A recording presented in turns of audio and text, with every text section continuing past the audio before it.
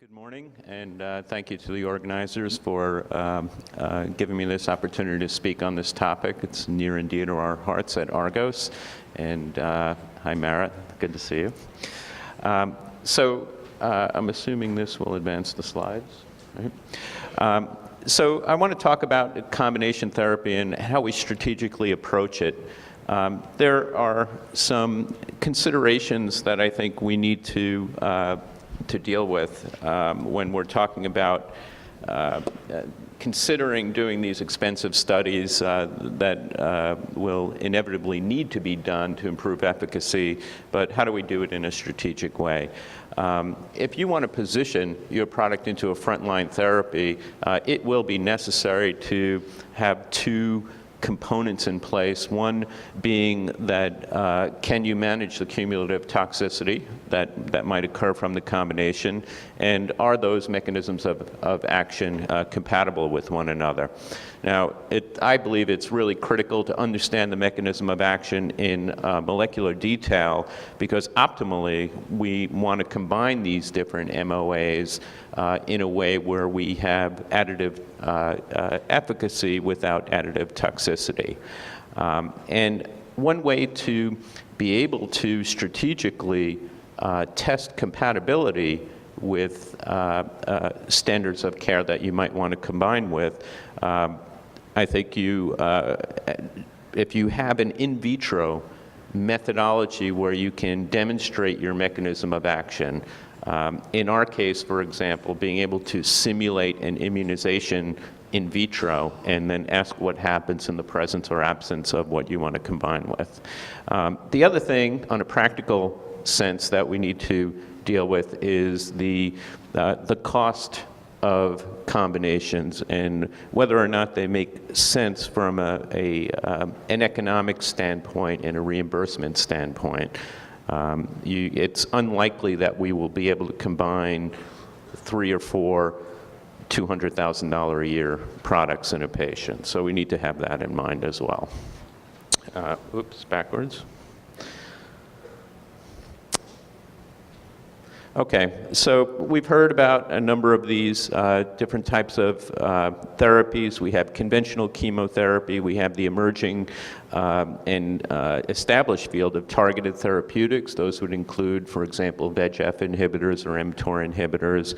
We have the CAR T cells, and we have the checkpoint inhibitors, as well as what I'm going to talk about mainly today, which are what we call ATACs. So these are autologous tumor antigen cellular therapies. And we have developed an ATAC that we intend to combine with targeted therapeutics. And I'm going to tell you how we came upon our decision on what we should or shouldn't be combining with. Okay, so our ATAC therapy is called AGS-003. It's a dendritic cell therapy that consists of the dendritic cells that are electroporated with amplified total tumor RNA. We want the entire complement of antigens in the product. This is not your garden variety dendritic cell. We've developed a sequential cytokine exposure methodology that imparts the ability to expand essentially only a memory T cells, and I'll show you an example of that in a minute. We add to the product an RNA encoding CD40 ligand RNA, and what that does is it eliminates the requirement for leveraging CD4 T cell help in the host. I don't have time to get into that in this talk, but that turns out to be essential to have a functional product in a cancer patient where that CD4 help is somewhat sabotaged. So our intended mechanism of action provides for both normal and mutated antigens to be presented to T cells through the T cell receptor. Our novel stimulation and differentiation of the dendritic cells results in the appropriate co-stimulation markers, and the CD40 ligand RNA in part results in the secretion of large amounts of interleukin-12. All three of these signals conspire to give you almost exclusively this memory T cell response with a polyfunctionality. And what we're looking at on the bottom here is, again, what I mentioned previously, a synthetic in vitro simulation of an immunization that we can do. And what we observe is we end up with these CD28, CD45 RA negative cells. These cells are not subject to checkpoint inhibition. They have no PD-1 on the surface, which is something that we were interested in seeing.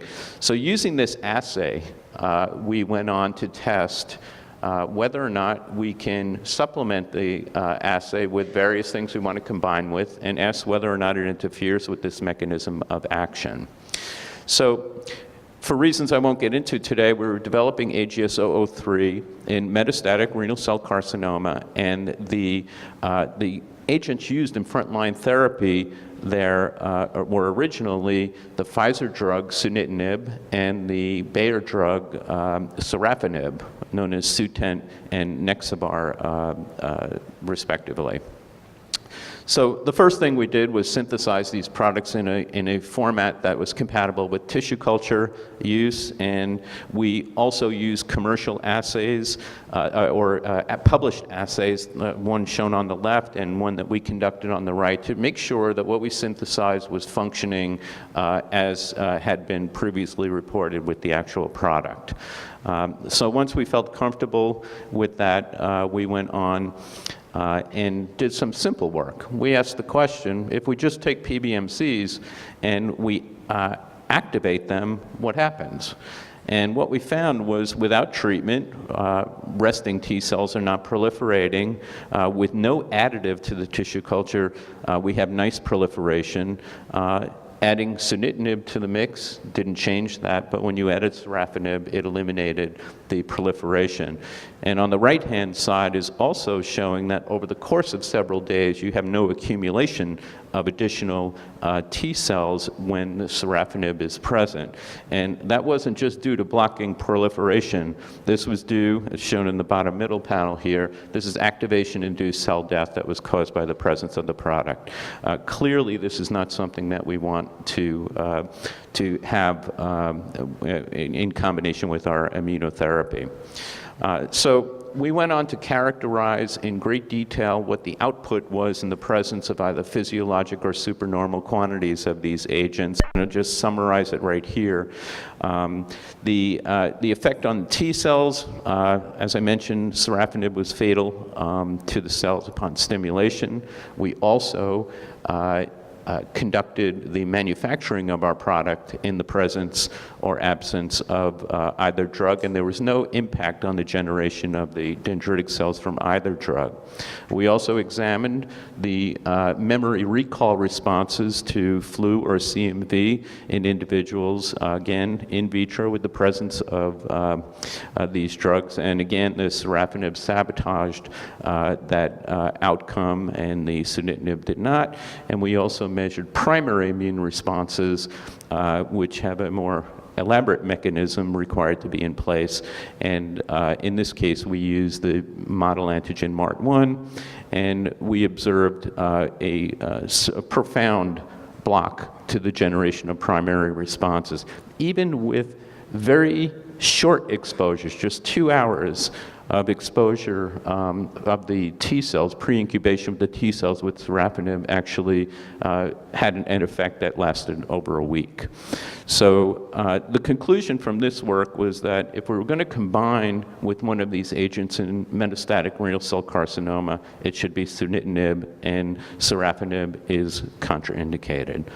So looking into the clinic, we went in and we decided to combine with Sunitinib, and the design of the study is shown here. We gave a cycle of Sutent, which is 6 weeks long, 4 weeks on, 2 weeks off.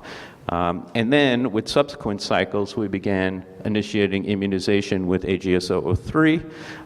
It was given 5 doses 3 weeks apart, followed by quarterly boosting. And we measured immune responses at baseline and after 5 doses, and that turned out to be important. Also, the opportunity here in our combination, given that Sunitinib has substantial toxicity, was that we don't have any. So with well over 1,000 doses of AGS-003 administered, there has never been a serious adverse event. So the outcome of the trial was very encouraging. Looking at the international MRCC database for patients shown on the bar on the left here, the expected median survival in the patients is around 15 months. In a single agent study that we had conducted before the approval of these agents, we did about that well, but with no toxicity, and combining the two mechanisms of action actually doubles the median overall survival in this population. We had a PR rate of over 40% and an overall clinical benefit rate of over 60%, meaning that the combination of PRs and stable disease. So this is an example of combining two different mechanisms of action and getting an additive benefit. We also didn't just see an increase in the overall survival, which is shown on the bar on the right. We also had a doubling of PFS, which is shown on the left-hand side there. And we also saw in a increase in long-term survival, which consists of 30 months or longer in this population. And in patients previously, historically treated with Sutent frontline, only a small proportion, about 13% of the patients actually lived more than 30 months. We did a little bit better than that in our single agent and a lot better than that in our combination with Sutent. So what did we see immunologically here? The critical question was, is this mechanism of action we're looking at in vitro in play in the patients? So the answer to that was yes. When we looked, we can see the induction de novo post-fifth dose of immune responses that were restricted to being central and memory responses as we had observed in vitro, and these were not present at baseline. Interestingly, the absolute number of these cells that accumulated over the course of the 5 doses was a statistically significant predictor of survival. Interestingly, the total number of these cells at baseline didn't correlate with any clinical parameter. The total number after 5 doses didn't correlate with any clinical parameter. It was only the delta between the two. And we think that necessarily the PD-1 negativity of these newly created cells over those doses allows us to see this correlation. And this correlation doesn't just exist for overall survival. We had a similar one for PFS and for the extent of tumor regression that the patients experienced. So this, to my knowledge, is the first example where the magnitude of the intended immune response correlated with the magnitude of the clinical benefit in terms of meaningful clinical parameters, PFS, OS, and tumor regression. So that led us to conducting a phase 3 trial, which is more than halfway through now. This is in combination with Sutent, and we have conducted the similar analyses for compatibility with the mTOR inhibitors and all of the other TKIs that have now been introduced into second and third line. So it would be everolimus, temsirolimus, axitinib, pazopanib, even tivozanib. And we have demonstrated compatibility to the satisfaction of the FDA for all of these agents, and they are allowing us to continue to dose through progression as patients transition to second and third line therapies, with the expectation that there's no conflict with our mechanism of action or serious safety issues based on this in vitro work that we conducted. So lastly, I just wanted to point out that I mentioned before that we had a baseline presence of these memory T cells that weren't contributing to outcome. There was no correlation, which brings us to the point of, does it make sense to combine with checkpoint inhibitors? And if you just look on the left here, this is the actual baseline numbers of these cells arranged from left to right in terms of increasing OS. You can see there's no correlation there. But when you think about whether or not we can recruit some of these cells into the fight, along with the newly created PD-1 negative T cells, can we enhance the clinical benefit? So that's something that we're, again, not taking for granted, that this makes sense. We're actually conducting the in vitro compatibility experiments to make sure that the presence of these anti-PD-1 or anti-PD-L1 antibodies aren't subverting our mechanism of action in any obvious way that we can detect. So we look forward to eventually getting that combination into the clinic. And this is my last slide. I just want to point out what I spoke about in summary here, that the MOA of AGS-003, as we originally established in vitro, is occurring in vivo, and we believe that this is a clinically relevant mechanism of action since it correlates with clinical outcomes, so it's a good surrogate to ask whether or not these things you want to combine with are impacting it, and the ability to reproduce the effect, this mechanism of action at will in vitro, gives you not just the opportunity to demonstrate compatibility on top of a standard of care, but by doing washout experiments, we're able to determine an optimal dosing for sequencing with things that we can't directly combine with. So I think this is going to be an important strategic way of going about affordably being able to do these combinations going forward. So thank you.